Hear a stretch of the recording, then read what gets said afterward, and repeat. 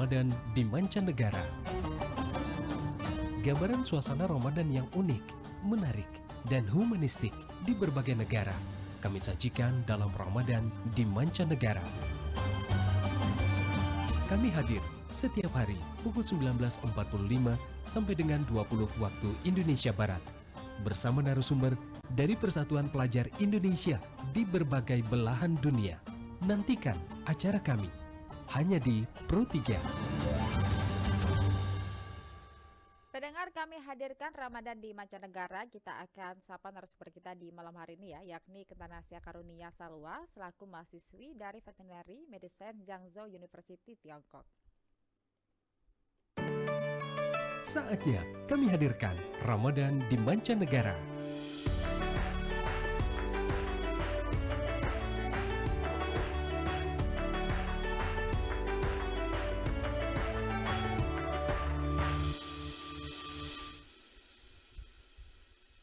Selamat malam waktu Indonesia, Mbak Salwa. Salam sehat, apa kabar?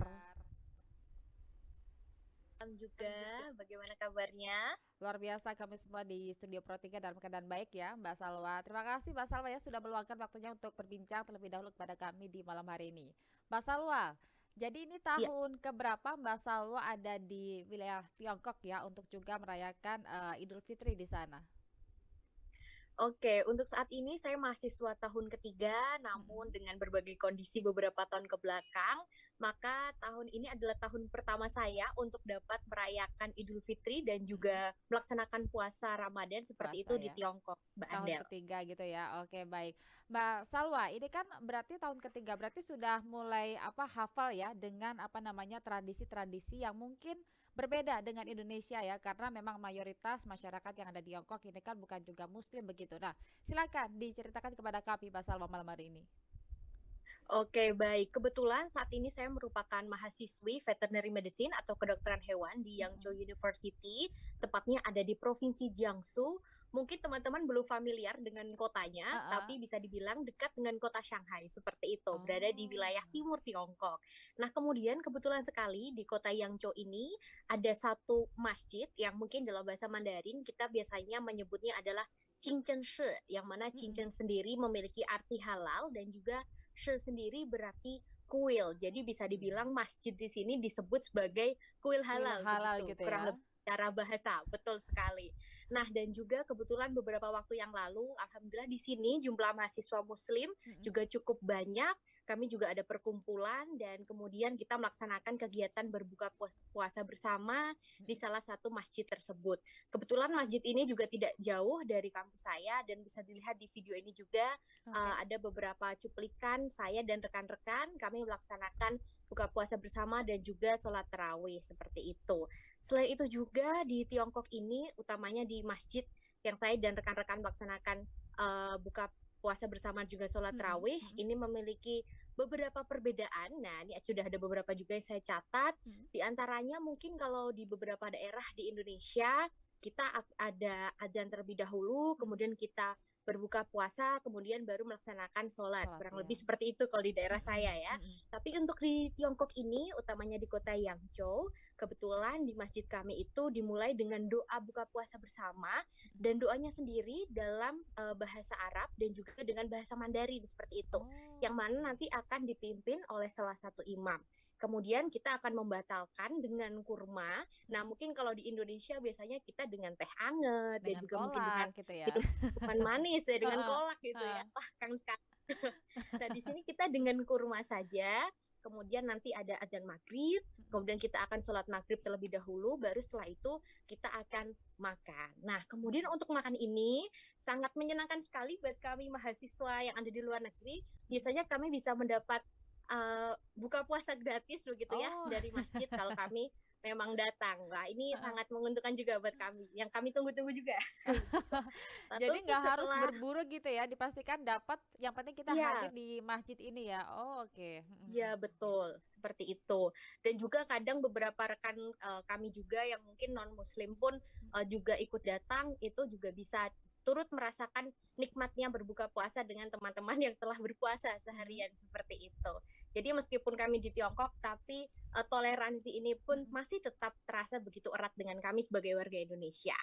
Nah, Mm-mm. setelah makan, baru kami melanjutkan dengan sholat Isya dan kemudian dengan sholat Tarawih. Untuk sholat Tarawih sendiri, kurang lebih sama dengan mayoritas di Indonesia dengan 23 rakaat. Mm-mm. Namun ada beberapa yang berbeda rasanya Apa ya. itu? Mm-mm. Salah satunya yang sangat menonjol itu adalah beberapa bacaan atau mungkin bahkan kebanyakan itu tidak menggunakan bacaan basmalah seperti itu. Itu yang Oh. sampai saat ini saya rasakan. Begitu Mbak Andel. Oh, oke, baik, baik. Nah, ini tadi kan yang diceritakan adalah di sekitaran masjid atau kuil halal tadi gitu ya. Nah, bagaimana dengan Betul. daerah-daerah lain yang memang apa mungkin bisa dikatakan menjadi satu ciri khas di mana Ramadan ini datang memang benar ada di Tiongkok begitu? Ataukah mungkin juga ada spot-spot yang menjual jajanan halal atau mungkin juga ada kegiatan-kegiatan yang ada di sana begitu, Mbak?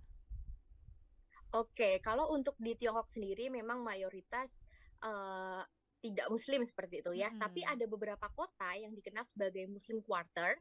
Itu Oke. salah satunya adalah di kota Xi'an. Bahkan dari beberapa kabar yang saya dengar dari Mm-mm. rekan-rekan juga di kota Xi'an ini eh, banyak sekali Muslim yang juga mereka buka sampai waktu untuk sahur seperti itu. Bahkan Oh. harga-harga makanan yang diberikan itu bisa jauh lebih murah daripada hari-hari biasanya ketika tidak puasa. Nah, itu salah Mm-mm. satu mungkin Keistimewaan wujud juga ya. bagaimana cara mereka bisa beramal seperti itu, Mm-mm, Mbak mm-mm, Andel. mm-mm. Baik, baik. Nah, Mbak, ini berarti untuk tahun ini tahun 2024 juga belum ada kesempatan juga untuk mudik ke tanah air ya. Masih harus merayakan puasa dan juga Idul Fitri di sana ya. Betul sekali. Nah, Ya, ada ini kegiatan jauh-jauhan apa dulu nanti? dengan keluarga di Mm-mm. rumah. Dari KBRI Bagaimana? mungkin ada kegiatan apa bersama dengan saudara-saudara kita yang ada di sana? Oke, untuk KBRI dan KJRI sendiri sampai saat ini sudah sering saya lihat beberapa postingan Mm-mm. membuka acara buka bersama seperti itu untuk mahasiswa dan juga warga negara Indonesia yang ada di Tiongkok. Jadi Oke. baik di KBRI Beijing maupun di KJRI Shanghai dan juga di KJRI lainnya seperti itu. Biasanya nanti dari KBRI dan juga KJRI juga akan mengadakan suatu acara saat Idul Fitri. Nanti Mm-mm. kita bisa berkumpul bersama, kita bisa makan-makan masakan Indonesia seperti itu. Kita Oh, akan oke. ada semacam acara halal bihalal Halal juga. bihalal ya. Mm-mm. Dan ini memang juga rutin begitu ya. Betul, Baik, baik. seperti itu. Mbak Salwa, apa yang mungkin paling Ya, dirindukan suasana Ramadan di tanah air, Mbak? oke, Banyak pastinya pastinya ya. banyak-banyak sekali ya. Heeh. Tapi untuk saat ini yang dirindukan itu adalah suasana saat sahur, Mbak. Nah, Sahur jadi kalau sahur di Indonesia kita bisa dibangunkan ya dengan dengan ronda suara ya. tongkat itu, keramaiannya, Heeh. kemudian juga rebutan takjilnya. Wah, itu sangat dirindukan banget nih. Nah, sayang sekali kalau di Tiongkok ini kita mau sahur, mau buka, kebanyakan kita harus masak sendiri Mm-mm. ataupun mungkin karena ya memang cukup sulit ya mencari Mm-mm. makanan Mm-mm. yang bisa dibilang benar-benar halal seperti itu. Baik, tapi juga tidak Tuh. menurunkan semangat ya Mbak ya untuk tetap menjalankan Ya, ibadah puasa di negeri orang gitu ya. Baik, Mbak Salma betul. terima kasih ya sudah bergabung bersama kami. Nah sebelum kita tutup mungkin bisa menyapa seluruh pendengar kita Mbak dengan bahasa sana. Silakan Mbak Salwa. Oke, saya sudah mencatat beberapa bahasa yang terkait dengan puasa gitu ya, dengan Heeh, Ramadan. silakan. Tentunya ada Idul Fitri. Kalau Idul Fitri di bahasa Mandarin kita bisa menyebutnya dengan Kai Cai Je. Nanti kalau misalkan sudah Idul Fitri, jadi Heeh. kita mengucapkan Selamat Idul Fitri itu menjadi Kai Cai Je Kuai Le. Kemudian untuk Oh, berpuasa heeh, itu adalah Jin Shi.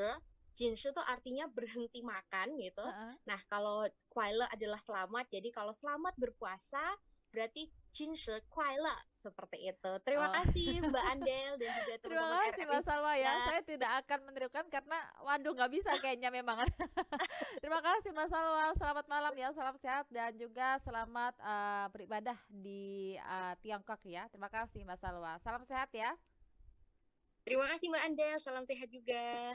Ya, pendengar demikian tadi adalah narasumber kita untuk Ramadan di mancanegara malam hari ini dari Tiongkok ya, yakni Kentanasya Karunia Salwa, mahasiswi dari Veterinary Medicine Yangzhou University, Tiongkok. Dan kami telah hadirkan Ramadan di mancanegara untuk Anda.